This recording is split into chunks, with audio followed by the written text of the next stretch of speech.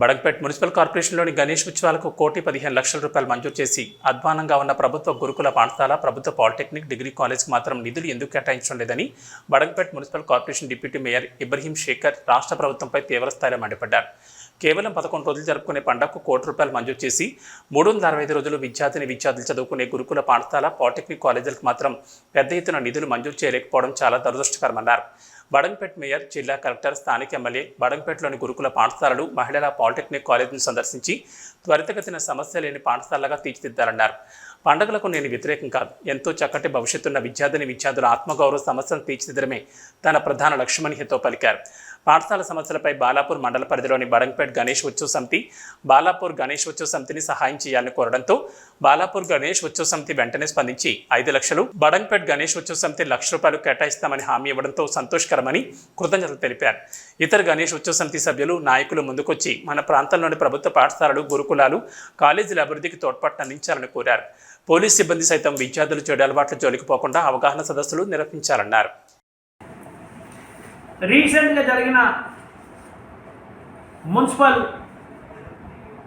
మీటింగ్లో సుమారు మేము గణేష్ నిమజ్జనం కోసం ఒక 1,15,00,000 వరకు మేము మా మున్సిపల్ పరిధిలో ఉన్న మొత్తం కలిసి మేము 1,15,00,000 వరకు మేము తీర్మానం చేసినాం.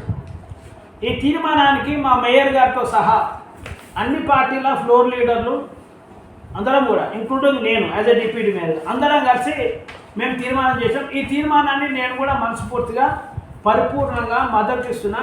దీన్ని చేయాలని నేను కూడా మాట్లాడుతున్నాం. కాబట్టి తీర్మానం చేసాం. దీన్ని ఎవరు వ్యతిరేకించలేదు.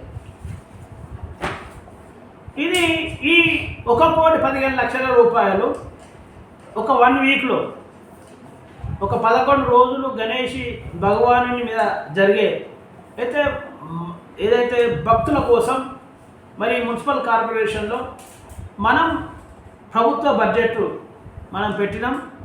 ప్రజలంటేనే ప్రభుత్వం కాబట్టి ఈ ప్రజల కోసం పెట్టడంలో మేమేం వ్యతిరేకించలే. దీన్ని మేము స్వాగతిస్తున్నాం.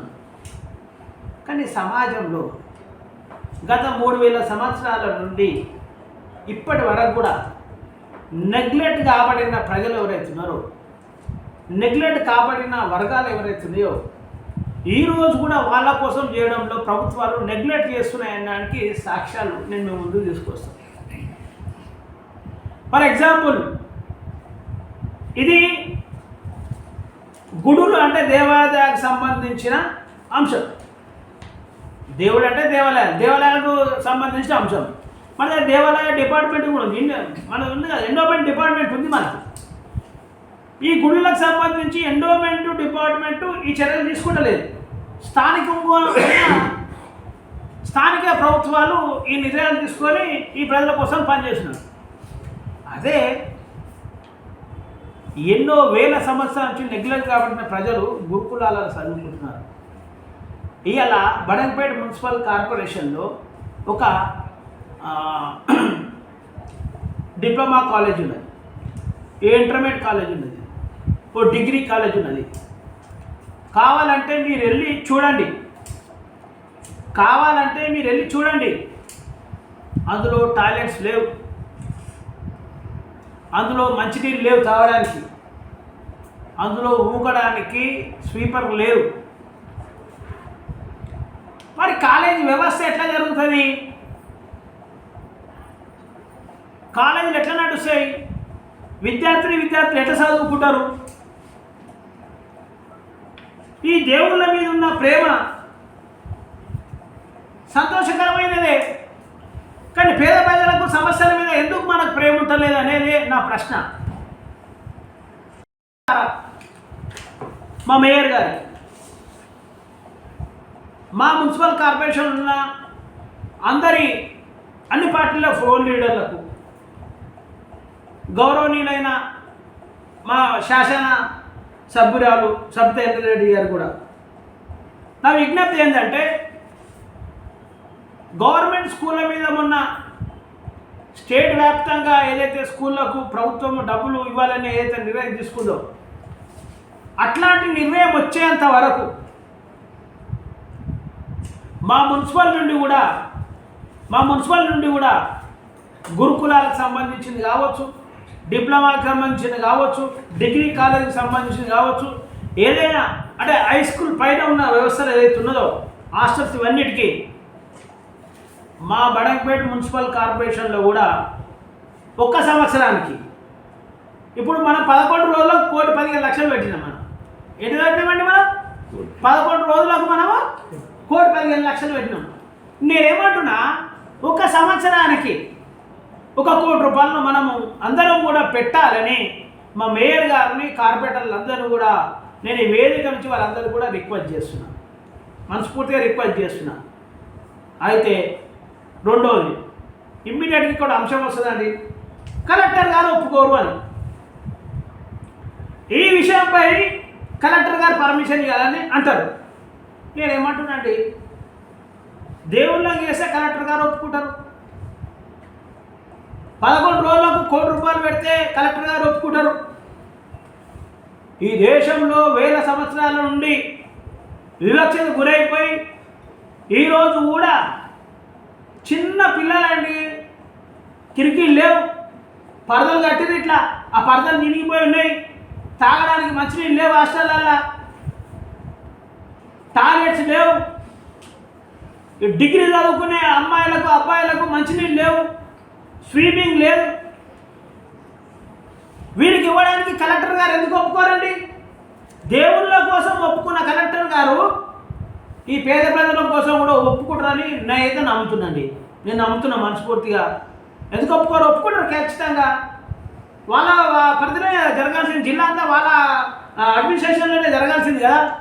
కాబట్టి మేము ఖచ్చితంగా మా మేయర్ గారు మేము రిక్వెస్ట్ చేస్తాం, కార్పొరేటర్ అందరూ కూడా రిక్వెస్ట్ చేస్తాం, మా ఎమ్మెల్యే గారు కూడా మేము రిక్వెస్ట్ చేసి అందరూ కలిసి తీర్మానం చేసి ఖచ్చితంగా మేము కలెక్టర్ గారు పంపిస్తాం. దీన్ని ఆమోదించాలని పత్రికా పరంగా మేము కలెక్టర్ గారు రిక్వెస్ట్ చేస్తున్నాం. మేము పర్సనల్ కూడా పోయి కలుస్తాం కలెక్టర్ గారికి.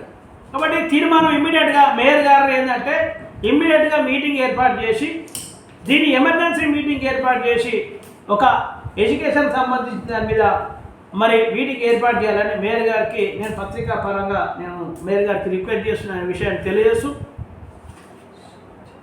సమాజంలో కూడా గెలిచిన నాయకులు, పార్టీల నాయకులు అన్ని గ్రామాలల్లో ఈరోజు సమావేశాలు ఏర్పాటు చేసి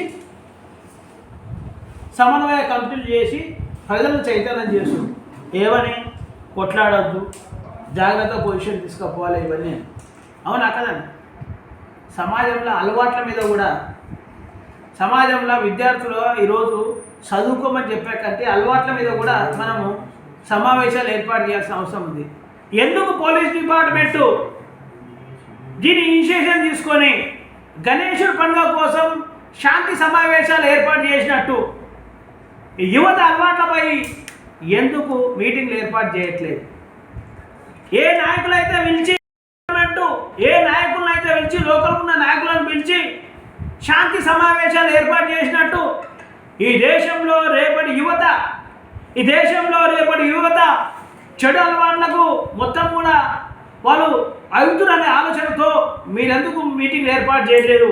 పోలీస్ డిపార్ట్మెంట్ కూడా మేము రిక్వెస్ట్ చేస్తున్నాం, ఖచ్చితంగా మీరు కూడా శాంతి సమావేశాల లాగానే యువత అలవాట్లపై కూడా మీరు స్థానిక నాయకులతోని ఒక మీటింగ్లు ఏర్పాటు చేయాలని మేము విజ్ఞప్తి చేస్తున్నాం. అదేవిధంగా గణేశుడి పండుగ కోసం ఏదైతే మరి కలెక్టర్ గారు తిరిగి రోడ్ల మీద అన్నిటి మీద ఎట్లయితే వాళ్ళు తిరిగి చర్యలు తీసుకోమని ఎట్లయితే కింది స్థాయిని అధికారులను ఆదేశిస్తున్నారో, మీరు కాలేజీలు, స్కూళ్ళు, హాస్టల్ కూడా కలెక్టర్ గారు తిరిగి ఆ చర్యలు తీసుకునే విధంగా కింది స్థాయిలను వాళ్ళపై చర్యలు తీసుకోమని మేము చెప్పట్లేదు, కానీ పనులు జరిగేటట్టు, సమస్యలు పరిష్కరించేటట్టు మీరు ఆదేశించాలని మేము పత్రికపరంగా యాజ్ ఏ డిప్యూటీ మేయర్గా, బహుజన్ సమాజ్ పార్టీ నాయకుడిగా కలెక్టర్ గారిని కూడా కోరుతున్నాం.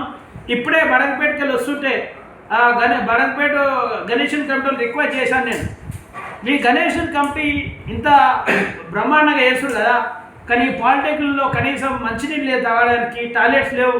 మీ గణేశన్ కమిటీ నుంచి మీరు ఆ స్కూల్కు, ఆ కాలేజ్కి ఏమన్నా అంటే ఆ కాలేజ్ పాలిటెక్నిక్ కాలేజ్కి ఏమన్నా డొనేషన్ చేయండి అంటే ఆ కమిటీ వాళ్ళు 1,00,000 రూపాయలు ఇస్తాను ఒప్పుకోరు. వాళ్ళకు మేము ధన్యవాదాలు చెప్తా ఉన్నాం. మా బాలాపూర్ గణేష్ కమిటీలు కూడా స్కూల్ కోసం 5 లక్షలు ఇవ్వడానికి అంగీకరించారు.